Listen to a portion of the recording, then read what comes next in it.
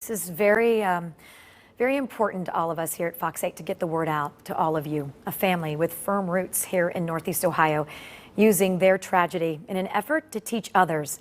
My friend Nicole Ward, who is also the mother of Browns defensive back Denzel Ward, is here with more on the sudden loss of her husband Paul a few years ago and the awesome foundation that Nicole and her sons have started in his honor. Nicole, it's so good to see you. I just wish I could hug you right now, though. Excited to be back talking about heart health awareness, and I know we're all excited that the football season is here as well. I know it's well. We'll get to that because I know, boy, I know you were a proud mother on Sunday or last Thursday when they won. That was an exciting game. Yes. Yes. So talk about that. You and your family have just experienced such a horrific loss. When your husband Paul died a few years ago, he was just that like a superhero, someone that you never thought would be affected like this.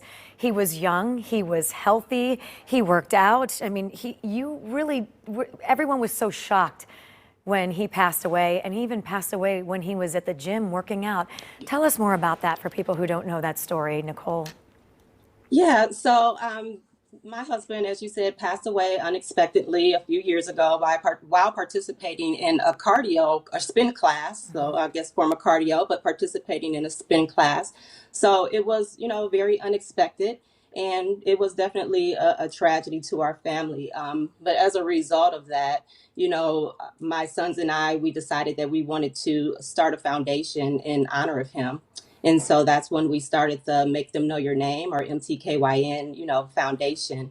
And the reasoning behind that is that we wanted to bring into heart health awareness into the conversation, and not just here in Ohio, but nationally. And our hope is that we could just protect even one family from having to experience the devastating loss that we've experienced. For sure. Well, you guys have done such a great job. One of the things, too, there was a defibrillator in that room where your husband was, but no one thought to use it. And so you guys, you're doing so much awareness on how we can all think of more being healthy and our heart health and knowing the signs and symptoms, but also you're getting that importance education out there. So we have more defibrillators and that people know how to use them. Yes, absolutely. The defibrillator was not directly in the room, but it was just a few feet away. And unfortunately, like you said, no one did take the initiative to use it. And we don't know the reason being. It could be because of lack of knowledge and lack of awareness, just out of fear. And so, again, that's one of the reasons why the foundation is so important. And that's what the foundation is founded upon, the belief that we feel that knowledge, training, and building the confidence to take action has power to save lives.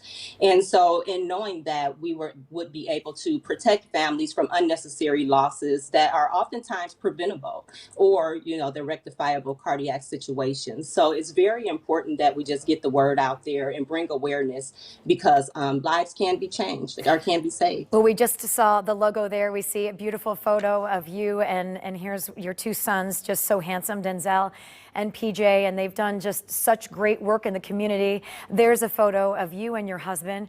Talk about how they Make Them Know Your Name came to be, because that's really special, and I think it's so empowering for all of us, and especially young people. Yeah, so I know that Make Them Know Your Name is very different for a name of a foundation, but it has a lot of meaning, because my husband, that is pretty much the mantra, or what he used to say to the boys all while they were growing up. Like, whatever you do, just go out there and make them know your name. Make the Ward name proud. Make everyone know. Whatever you do in the community, do a great job. Whatever you do on the field, do a great job. Whatever you do in a classroom, do a great job. So we have a lot of pride in our name. That really stuck with the boys. Whenever they would have a game, that would be something that he would say to them prior to starting their game. And it was just kind of motivating, and it stuck with them. And so when we started the foundation, we thought it would only be appropriate to name it Make Them Know Your Name in his honor. Well, it's unique, and it really has a great message just in the name itself. Talk about what you guys have been up to recently. I know it's hard. There's so many challenges now with, I know you do a lot in the community. You're in the schools and all over. Now with COVID, though, with the pandemic, I know you guys have had a little tougher time doing that. But what have you been up to recently?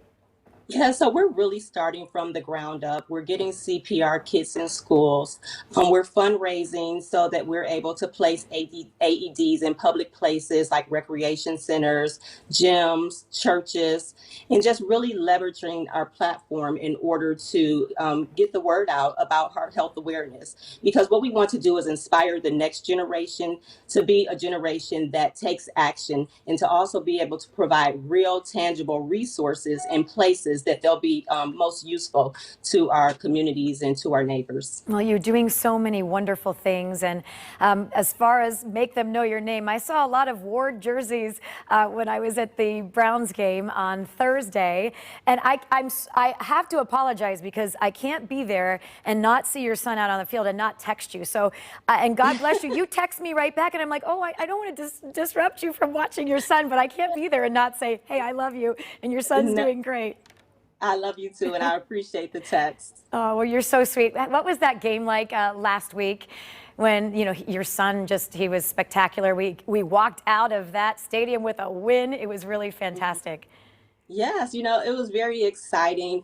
I just know as a community here in Ohio, like we really rallied around each other with everything that's going on with COVID. So, and I know like there's limited seating at the Browns games. A lot of us are not able to attend, but for, the few that are able to attend, it's like bringing a sense of normalcy, and so it was really exciting to be there. Even the viewers that are able to, to watch the game on TV, I think it just brings a sense of normalcy. And of course, it was very exciting for us to get that win last week against the It Bengals. was. Well, good luck. We'll be thinking about you and your son and the entire Browns on Sunday as they face off with Washington. I have tears in my eyes because every time I see you, I get emotional. I adore you. I love you. I respect you so much, and I miss you. It's been a long 6 months. I said at commercial break when I saw you there, I just want to wrap my arms around you. Thank you. I want to wrap my arms around you as well. I really want to get the message out. I mean, for today, if I could, Please. again, like with COVID and with Black Lives Matter and everything that's going on, I think the spotlight right now is truly for us to just take a moment to just kind of reflect, kind of listen, and educate ourselves, and also to take action. And again, just speaking about the loss of my late husband, as a Black woman who's actually lost someone as it relates to what we face with Black or health disparities with the Right. Black community.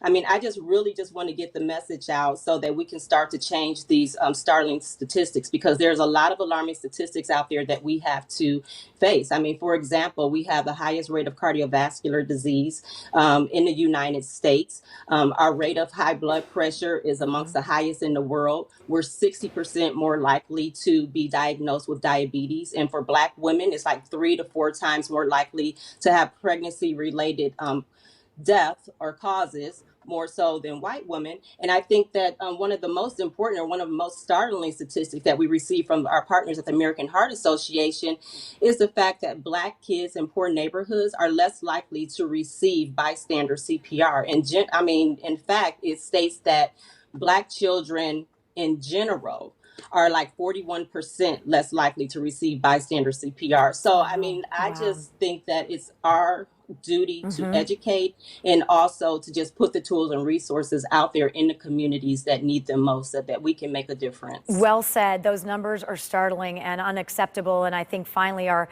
healthcare system too is waking up. Doctors are listening more and doing more and getting out to everyone, even if they can't get themselves out. Getting in the community is absolutely key. Yes, yes.